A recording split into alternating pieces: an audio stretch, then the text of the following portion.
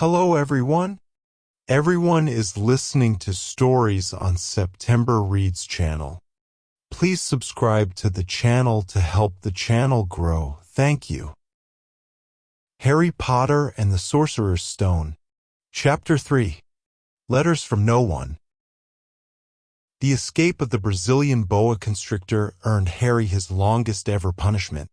By the time he was allowed out of his cupboard again, the summer holidays had started and Dudley had already broken his new video camera, crashed his remote control airplane, and, first time out on his racing bike, knocked down old Mrs. Figg as she crossed Privet Drive on her crutches. Harry was glad school was over, but there was no escaping Dudley's gang, who visited the house every single day. Piers, Dennis, Malcolm, and Gordon were all big and stupid, but as Dudley was the biggest and stupidest of the lot, he was the leader. The rest of them were all quite happy to join in Dudley's favorite sport, Harry hunting. This was why Harry spent as much time as possible out of the house, wandering around and thinking about the end of the holidays, where he could see a tiny ray of hope. When September came, he would be going off to secondary school and, for the first time in his life, he wouldn't be with Dudley. Dudley had been accepted at Uncle Vernon's old private school, Smeltings. Piers Polkiss was going there too. Harry, on the other hand, was going to Stonewall High, the local public school. Dudley thought this was very funny. They stuffed people's heads down the toilet the first day at Stonewall, he told Harry. Want to come upstairs and practice? No, thanks, said Harry. The poor toilets never had anything as horrible as your head down it. It might be sick. Then he ran, before Dudley could work out what he'd said. One day in July, Aunt Petunia took Dudley to London to buy his Smeltings uniform, leaving Harry at Mrs. Figg's. Mrs. Figg wasn't as bad as usual. It turned out she'd broken her leg tripping over one of her cats, and she didn't seem quite as fond of them as before. She let Harry watch television and gave him a bit of chocolate cake that tasted as though she'd had it for several years. That evening, Dudley paraded around the living room for the family in his brand-new uniform. Smeltings boys wore maroon tailcoats, orange knickerbockers, and flat straw hats called boaters. They also carried knobbler sticks used for hitting each other while the teachers weren't looking. This was supposed to be good training for later life. As he looked at Dudley in his new knickerbockers, Uncle Vernon said gruffly that it was the proudest moment of his life. Aunt Petunia burst into tears and said she couldn't believe it was her Ickle Dudleykins. He looked so handsome and grown-up. Harry didn't trust himself to speak. He thought two of his ribs might already have cracked from trying not to laugh. There was a horrible smell in the kitchen the next morning when Harry went in for breakfast. It seemed to be coming from a large metal tub in the sink. He went to have a look. The tub was full of what looked like dirty rags swimming in gray water. "What's this?" he asked Aunt Petunia. Her lips tightened as they always did if he dared to ask a question. "Your new school uniform," she said. Harry looked in the bowl again. "Oh," he said, "I didn't realize it had to be so wet." "Don't be stupid," snapped Aunt Petunia. "I'm dyeing some of Dudley's old things gray for you. It'll look just like everyone else's when I've finished." Harry seriously doubted this, but thought it best not to argue. He sat down at the table and tried not to think about how he was going to look on his first day at Stonewall High, like he was wearing bits of old elephant skin, probably. Dudley and Uncle Vernon came in, both with wrinkled noses because of the smell from Harry's new uniform. Uncle Vernon opened his newspaper as usual, and Dudley banged his smelting stick, which he carried everywhere, on the table. They heard the click of the mail slot and flop of letters on the doormat. "Get the mail, Dudley," said Uncle Vernon from behind his paper. "Make Harry get it." "Get the mail, Harry." "Make Dudley get it." "Poke him with your smelting stick, Dudley." Harry dodged the smelting stick and went to get the mail. Three things lay on the doormat: a postcard from Uncle Vernon's sister Marge, who was vacationing on the Isle of Wight, a brown envelope that looked like a bill, and a letter for Harry. Harry picked it up and stared at it, his heart twanging like a giant elastic band. No one ever in his whole life had written to him. Who would? He had no friends, no other relatives. He didn't belong to the library, so he'd never even got rude notes asking for books back. Yet here it was, a letter addressed so plainly there could be no mistake. Mr. H. Potter, the cupboard under the stairs. For Privet Drive, Little Whinging, Surrey. The envelope was thick and heavy, made of yellowish parchment, and the address was written in emerald green ink. There was no stamp. Turning the envelope over, his hand trembling, Harry saw a purple wax seal bearing a coat of arms, a lion, an eagle, a badger, and a snake surrounding a large letter H. "Hurry up, boy," shouted Uncle Vernon from the kitchen. "What are you doing, checking for letter bombs?" He chuckled at his own joke. Harry went back to the kitchen, still staring at his letter. He handed Uncle Vernon the bill and the postcard, sat down, and slowly began to open the yellow envelope. Uncle Vernon ripped open the bill, snorted in disgust, and flipped over the postcard. "Marge is ill," he informed Aunt Petunia. "It a funny welk." "Dad," said Dudley suddenly. "Dad, Harry's got something." Harry was on the point of unfolding his letter, which was written on the same heavy parchment as the envelope, when it was jerked sharply out of his hand by Uncle Vernon. "That's mine," said Harry, trying to snatch it back. "Who'd be writing to you?" sneered Uncle Vernon, shaking the letter open with one hand and glancing at it. His face went from red to green faster than a set of traffic lights. And it didn't stop there. Within seconds it was the grayish-white of old porridge. "Pee-pee Petunia," he gasped. Dudley tried to grab the letter to read it, but Uncle Vernon held it high out of his reach. Aunt Petunia took it curiously and read the first line. For a moment it looked as though she might faint. She clutched her throat and made a choking noise. "Vernon. Oh my goodness, Vernon." They stared at each other, seeming to have forgotten that Harry and Dudley were still in the room. Dudley wasn't used to being ignored. He gave his father a sharp tap on the head with his smelting stick. "I want to read that letter," he said loudly. "I want to read it," said Harry furiously, "as it's mine." "Get out, both of you," croaked Uncle Vernon, stuffing the letter back inside its envelope. Harry didn't move. "I want my letter," he shouted. "Let me see it," demanded Dudley. "Out!" roared Uncle Vernon, and he took both Harry and Dudley by the scruffs of their necks and threw them into the hall, slamming the kitchen door behind them. Harry and Dudley promptly had a furious but silent fight over who would listen at the keyhole. Dudley won, so Harry, his glasses dangling from one ear, lay flat on his stomach to listen at the crack between door and floor. "Vernon," Aunt Petunia was saying in a quivering voice, "look at the address. How could they possibly know where he sleeps?" "You don't think they're watching the house?" "Watching, spying, might be following us," muttered Uncle Vernon wildly. "But what should we do, Vernon? Should we write back? Tell them we don't want?" Harry could see Uncle Vernon's shiny black shoes pacing up and down the kitchen. "No," he said finally. "No, we'll ignore it. If they don't get an answer." "Yes, that's best. We won't do anything." "But I'm not having one in the house, Petunia. Didn't we swear when we took him in we'd stamp out that dangerous nonsense?" That evening when he got back from work, Uncle Vernon did something he'd never done before. He visited Harry in his cupboard. "Where's my letter?" said Harry the moment Uncle Vernon had squeezed through the door. "Who's writing to me?" "No one." "It was addressed to you by mistake," said Uncle Vernon shortly. "I have burned it." "It was not a mistake," said Harry angrily. "It had my cupboard on it." "Silence," yelled Uncle Vernon, and a couple of spiders fell from the ceiling. He took a few deep breaths and then forced his face into a smile which looked quite painful. Yes, Harry, about this cupboard. Your aunt and I have been thinking. You're really getting a bit big for it. We think it might be nice if you moved into Dudley's second bedroom." "Why?" said Harry.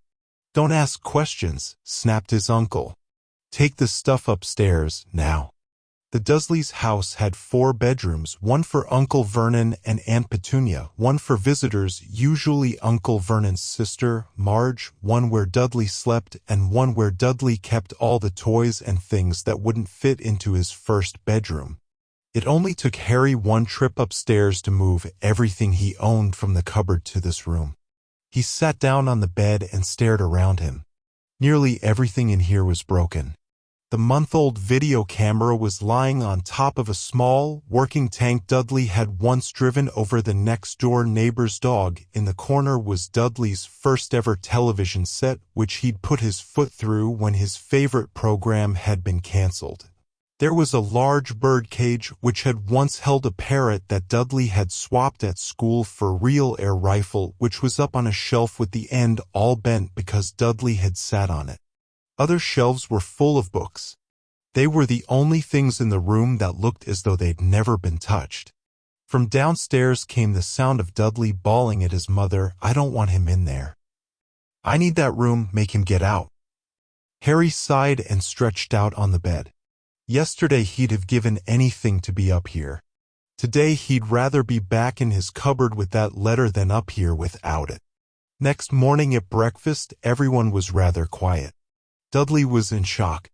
He'd screamed, whacked his father with his smelting stick, been sick on purpose, kicked his mother, and thrown his tortoise through the greenhouse roof, and he still didn't have his room back. Harry was thinking about this time yesterday and bitterly wishing he'd opened the letter in the hall. Uncle Vernon and Aunt Petunia kept looking at each other darkly.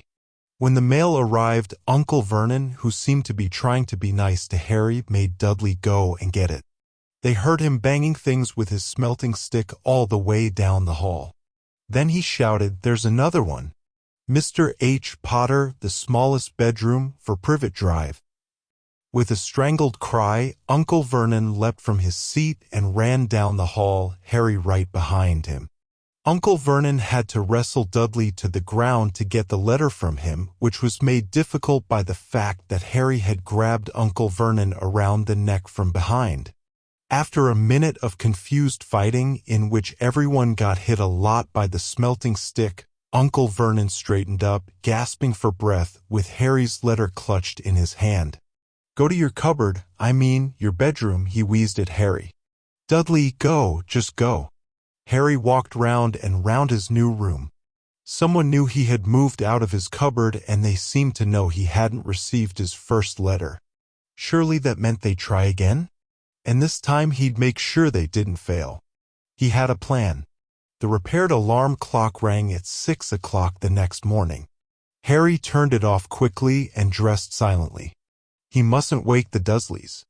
He stole downstairs without turning on any of the lights. He was going to wait for the postman on the corner of Privet Drive and get the letters for number 4 first. His heart hammered as he crept across the dark hall toward the front door. Arf! Harry leapt into the air. He'd trodden on something big and squashy on the doormat, something alive. Lights clicked on upstairs, and to his horror Harry realized that the big, squashy something had been his uncle's face. Uncle Vernon had been lying at the foot of the front door in a sleeping bag, clearly making sure that Harry didn't do exactly what he'd been trying to do. He shouted at Harry for about half an hour and then told him to go and make a cup of tea. Harry shuffled miserably off into the kitchen, and by the time he got back, the mail had arrived, right into Uncle Vernon's lap. Harry could see 3 letters addressed in green ink.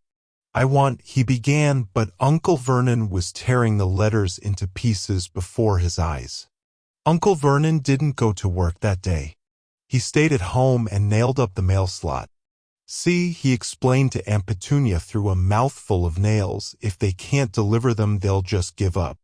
"I'm not sure that'll work, Vernon." "Oh, these people's minds work in strange ways, Petunia. They're not like you and me," said Uncle Vernon, trying to knock in a nail with the piece of fruitcake Aunt Petunia had just brought him. On Friday, no less than 12 letters arrived for Harry. As they couldn't go through the mail slot, they had been pushed under the door, slotted through the sides, and a few even forced through the small window in the downstairs bathroom. Uncle Vernon stayed at home again. After burning all the letters, he got out a hammer and nails and boarded up the cracks around the front and back doors so no one could go out. He hummed Tiptoe Through the Tulips as he worked and jumped at small noises. On Saturday, things began to get out of hand. 24 letters to Harry found their way into the house, rolled up and hidden inside each of the 24 eggs that their very confused milkman had handed Aunt Petunia through the living room window. While Uncle Vernon made furious telephone calls to the post office and the dairy trying to find someone to complain to, Aunt Petunia shredded the letters in her food processor. "Who on earth wants to talk to you this badly?" Dudley asked Harry in amazement.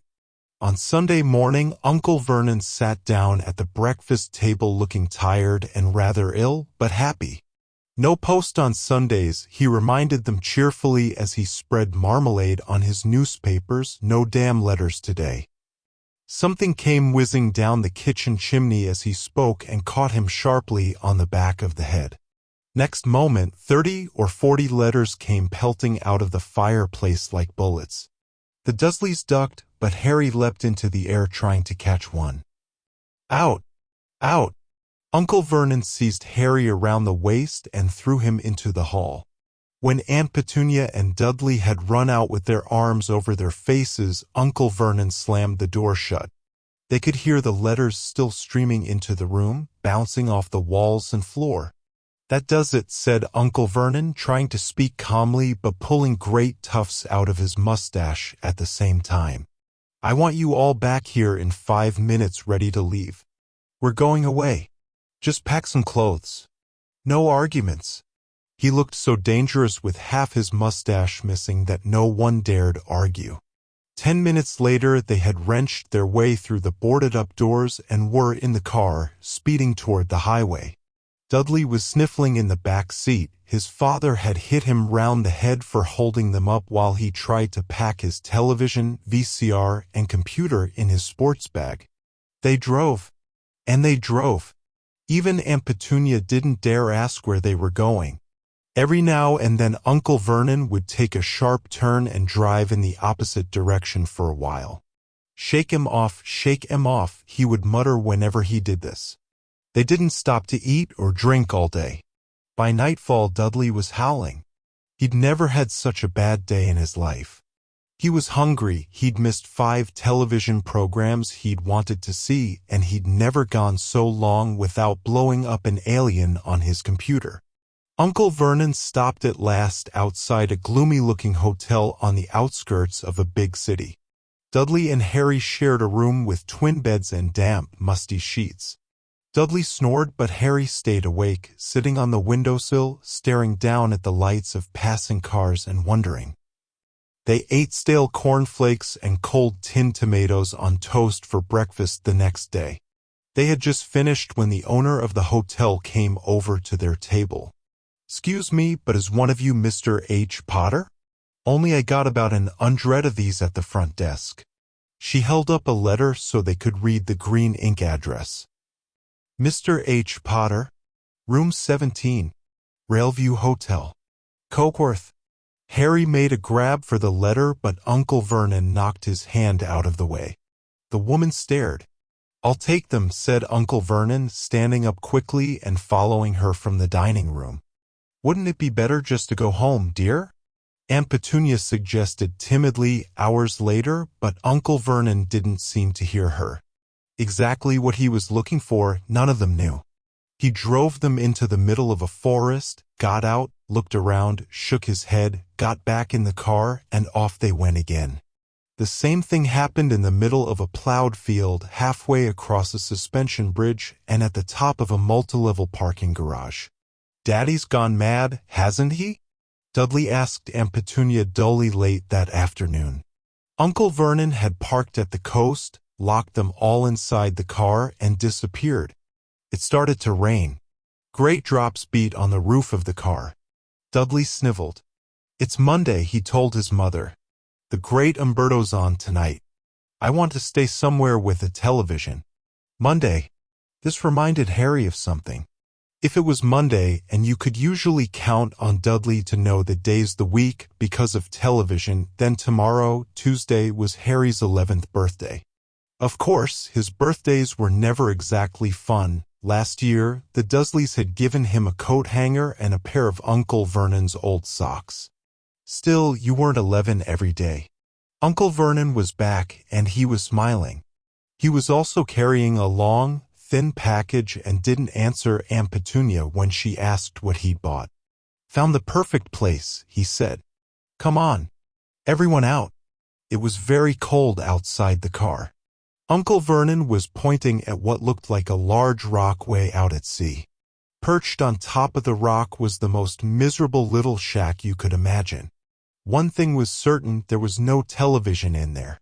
"Storm forecast for tonight," said Uncle Vernon gleefully, clapping his hands together.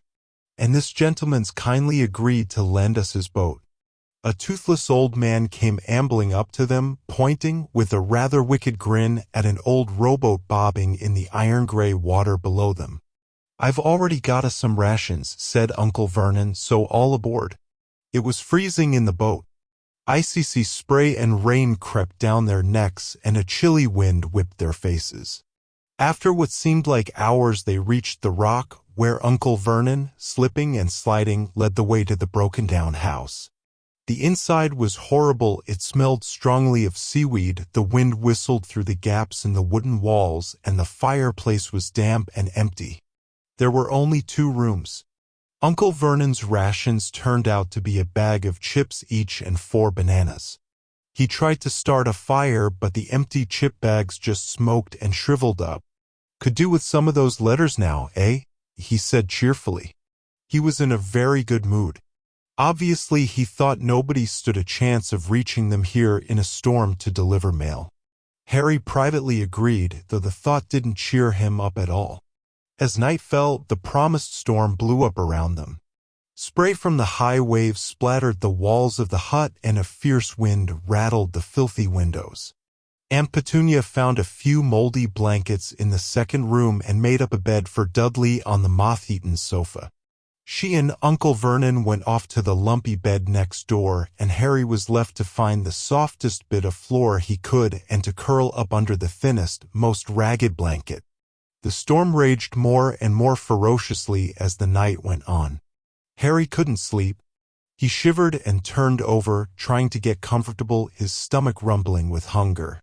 Dudley's snores were drowned by the low rolls of thunder that started near midnight.